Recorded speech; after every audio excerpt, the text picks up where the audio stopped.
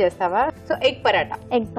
Okay, egg paratha. మరి దానికి కావాల్సిన పదార్థాలు ఏమిటో చూద్దామా? ఎగ్ పరోటా తయారు చేసుకోవడానికి కావాల్సిన పదార్థాలు: కోడిగుడ్లు 3, మైదా 1 కప్పు, తరిగిన ఉల్లిపాయ 1, పచ్చిమిరపకాయలు 3, అల్లం వెల్లుల్లి పేస్ట్ 1 టీ స్పూన్, ధనియాల పొడి 1 teaspoon, garam masala 1 teaspoon, పసుపు చిటికెడు, కొత్తిమీర కొద్దిగా, కారం తగినంత, ఉప్పు తగినంత, నూనె 3 టేబుల్ స్పూన్లు. కావాల్సిన పదార్థాలు చూస్తారు కదా, స్టార్ట్ చేసేద్దామా? ఓకే, ఇక్కడ ఏమన్నా ముందు కలుపుకోవాల్సింది ఉందా? ఫస్ట్ నేను పిండి కలిపానంటే మైదాలో ఒక ఎగ్ కలిపి పిండి చేసి ఇట్లా పిండి లాగా పిసుకోవాలి, చపాతీ పిండి. మైదాలో ఇలాగా ఒక ఎగ్ మిక్స్ చేసావా? సో వాటర్ అవసరం లేదా? ఇంకా అవసరం లేదు, ఓన్లీ ఎగ్ మాత్రమే. ఎగ్ అంటే వాటర్ అవసరం అయితే వేసుకోవాలా? ఓకే, అవసరం అయితే వాటర్ వేసుకోవాలి. ఇంకా సాల్ట్, ఆయిల్, ఒక ఎగ్. సో విత్ ఎల్లో కూడా కలిపేసి. సో ఓకే, కలిపేసేసి ఆ పిండి క్వాంటిటీని బట్టి దాన్ని బట్టి ఎగ్స్ వాడాలి, అంతే కదా? క్వాంటిటీని బట్టి ఎగ్స్ వాడాలి. ఓకే, అండ్ చపాతీ పిండి లాగా పిసుకోవాలి, ఇలా ఓకే కలుపుకోవాలి. సో ఇది కలిపావు కదా, సో ఇంతసేపు దీన్ని నాననివ్వాలి అలాంటిది ఏమైనా ఉందా? హాఫ్ అన్ అవర్ అట్లా నానబెట్టేసుకోవాలి. హాఫ్ అన్ అవర్ నానబెట్టాలి. Okay fine. ఇలా పిసుకొని పక్కన పెట్టుకున్నాక మిక్సింగ్ బౌల్ తీసుకొని 2 eggs,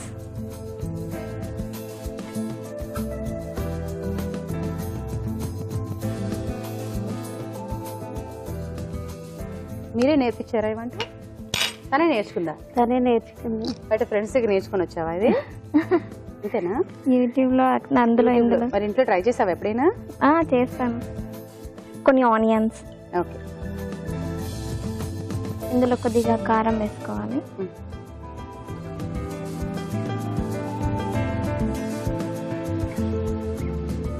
కొద్దిగా పెంచ్ గరం మసాలా,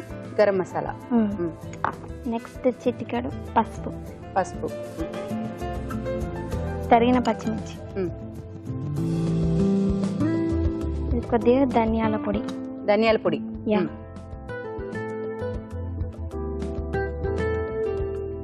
ఇది కొంచెం అల్లం వెల్లుల్లి పేస్ట్, అంతేగా? దీన్ని బాగా మిక్స్ చేసుకోవాలి. ఇందులో కొద్దిగా సాల్ట్ వేసుకోవాలి. ఇప్పుడు లాస్ట్ లో సాల్ట్ వేసుకోవాలి. అమ్మ కంగారు పెట్టుకోండి అమ్మ కదా.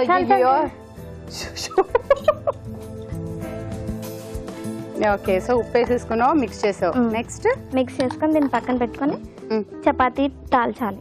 ఇది చపాతీ పిండి ఉంది కదా, చపాతీలు చేసుకోవాలి. ఓకే, ఎగ్ వల్ల బాగా స్టిక్కీ అయిపోతుందేమో కదా? అట్లా ఏం లేదు, స్మూత్ గానే ఉంటది.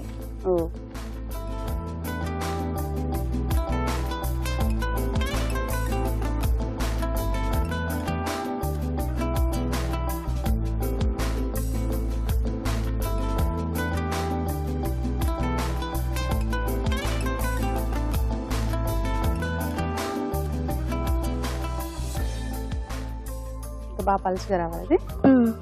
సో ఇది చపాతీలా తాల్చేసుకున్నాం కదా, సిమ్ లో పెట్టుకొని కాల్చుకోవాలి.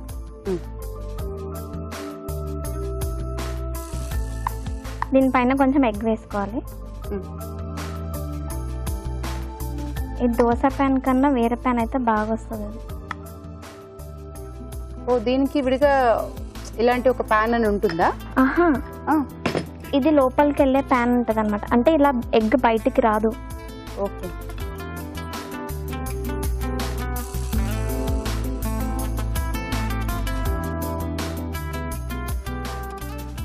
దీన్ని ఇలా ఫోల్డ్ చేసేసుకోవాలి కొంచెం కాలగానే.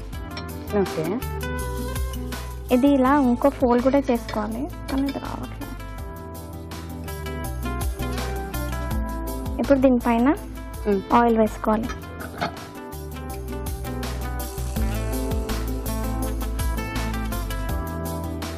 అంతేనా? ఆయిల్ తో కాల్ చేసుకోవాలి, అంటే ఇది రివర్స్ కూడా కాల్ చేసుకోవాలి. ఇలా ఉల్టా చేసి. మనం ఇప్పుడు ఉల్టా చేయొచ్చు కదా? అది లోపల ఎగ్ కొంచెం కాలాలి కదా.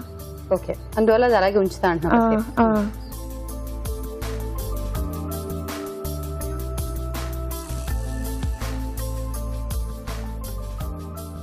ఇక్కడ కింద కూడా కాలాక అయిపోయినట్ట. ఇంకా చదువుకుంటావు నువ్వు? MBA అయిపోయింది. MBA అయిపోయిందా? Good, congrats. మరి ఏ కాంబినేషన్ తో తింటే బాగుంటుంది? ఇది ఇష్టం. ఇంకా చట్నీస్ లో బాగుంటుంది. ఏం chutney sauce. Okay, so sauce ఏదైనా పెట్టుకొని ఇలా ముంచేసి తినేయడమే ఇంకా. సో నేను అనుకుంటున్నాను ఏదైనా ట్రైన్కి ఎక్కడికైనా జర్నీ చేస్తున్నప్పుడు ఇలాగా చేసేసుకొని బాక్స్లో ప్యాక్ చేసుకొని వెళ్ళిపోతే అయిపోతుందేమో కదా. ఇది బెస్ట్ టిఫిన్స్ కి, బ్రేక్ఫాస్ట్. ఓకే, సో ఇంకా గార్నిషింగ్ ఏమైనా ఉందా? సాస్ తోటి ఎంత combination super. Okay, egg paratha. Egg paratha, thank you. వేడి వేడి పరాటా రెడీ. మరి దీని టేస్ట్ చూసే ముందు దీని తయారీ విధానం ఎలాగో మరొకసారి చూద్దామా. ఎగ్ పరోటా తయారీ విధానం: ముందుగా మైదాలో కోడిగుడ్డు, ఉప్పు, నూనె వేసి ముద్దగా కలుపుకోవాలి. ఒక బౌల్లో కోడిగుడ్డు సొన, ఉల్లిపాయ ముక్కలు, కారం, గరం మసాలా, పసుపు, తరిగిన పచ్చిమిరపకాయలు, ధనియాల పొడి, అల్లం వెల్లుల్లి పేస్ట్, ఉప్పు వేసి బాగా కలుపుకోవాలి. ముందుగా సిద్ధం చేసుకున్న పిండిని చపాతీల్లా ఒత్తుకుని పెనంపై ఉంచి పై నుండి ఎగ్ మిశ్రమాన్ని వేసి నూనెతో రెండు వైపులా కాల్చుకోవాలి. అంతే, ఎగ్ పరోటా రెడీ.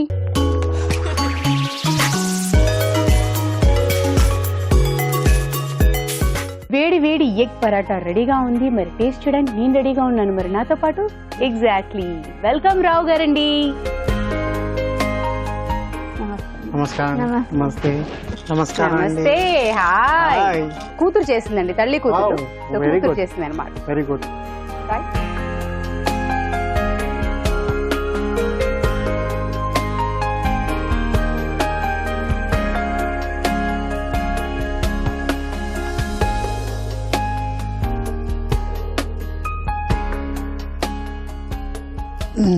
మంచి ఐడియా అండి, ఇది చాలా మంచి ఐడియా.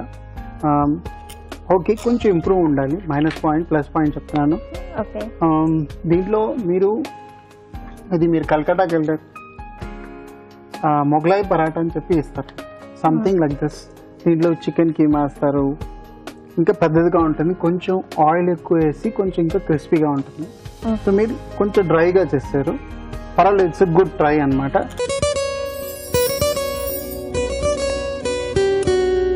మాంసాహారం విషయానికి వస్తే ప్రోటీన్ పుష్కలంగా ఉంటుంది కాబట్టి మన ఆరోగ్యానికి ఎన్నో రకాలుగా మేలు. మితంగా తీసుకుంటే మంచిది.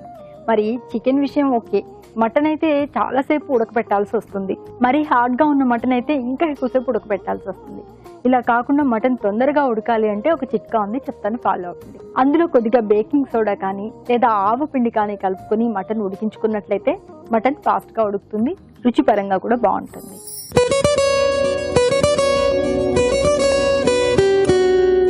మామూలుగా గ్రేవీ కూరలు చేసుకునేటప్పుడు కూర చిక్కగా ఉండడం కోసం అందులో రకరకాలుగా మనం కొబ్బరి వాడుతూ ఉంటాము, బ్రెడ్ పౌడర్ వాడుతూ ఉంటాము, పల్లీల పొడి వాడుతూ ఉంటాము, ఇలా ఏదో ఒకటి వాడుతూ ఉంటాం కదా. ఈసారి మీరు కొద్దిగా కార్న్ ఫ్లోర్ వాడి చూడండి. గ్రేవీ కూరల్లో కొద్దిగా కార్న్ ఫ్లోర్ కూడా కలుపుకున్నట్లయితే కూర చిక్కబడ్డమే కాకుండా రుచిపరంగా కూడా బాగుంటుంది.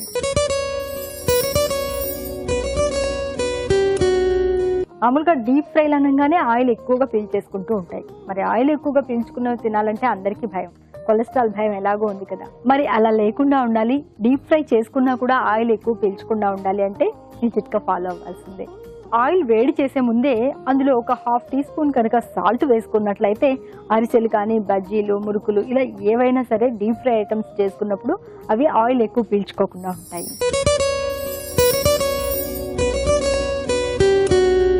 వెండి పాత్రలు అనగానే మనం ఎక్కువగా పూజ గదిలో వాడుతూ ఉంటాము, అలాగే అన్నం తినే కంచాలుగా, గ్లాసులుగా ఇలా వాడుకుంటూ ఉంటాం. అయితే వాటిని అంటే ఎక్కువగా వాడకపోయినప్పటికీ క్లీన్ చేసి అలా పెట్టగానే కూడా నల్లబడిపోతూ ఉంటాయి. మరి ఇలా నల్లబడకుండా ఉండాలి, మరకలు లాంటివి లేకుండా ఉండాలి అంటే ఈ చిట్కా ఫాలో అవ్వాలి. బంగాళదుంపలు ఉడకబెట్టిన నీళ్లలో ఈ వెండి పాత్రలను కనుక ఒక 5-10 నిమిషాల సేపు ఉంచి దాని తర్వాత కనుక డిటర్జెంట్తో దేంతో అయినా వాష్ చేసుకున్నట్లయితే ఈ మరకలన్నీ పోతాయి. ఈ వెండి పాత్రలు కొత్త వాటిలాగే శుభ్రంగా మెరుస్తూ ఉంటాయి.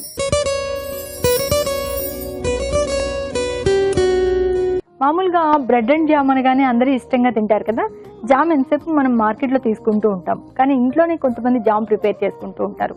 మరి ఇలా జామ్ ప్రిపేర్ చేసేటప్పుడు ఫ్రూట్స్ వేసుకుంటారు కదా, ఆ ఫ్రూట్స్లో కొద్దిగా గ్లిజరిన్ కూడా యాడ్ చేసుకున్నట్లయితే పంచదార తక్కువ వేసినా కూడా టేస్ట్ పరంగా స్వీట్గానే ఉంటుంది. అసలే మనం అనుకుంటూ ఉంటాం కదా షుగర్స్ ఎక్కువగా తీసుకోకూడదు అని, కాబట్టి ఈ చిట్కా ఫాలో అవ్వండి.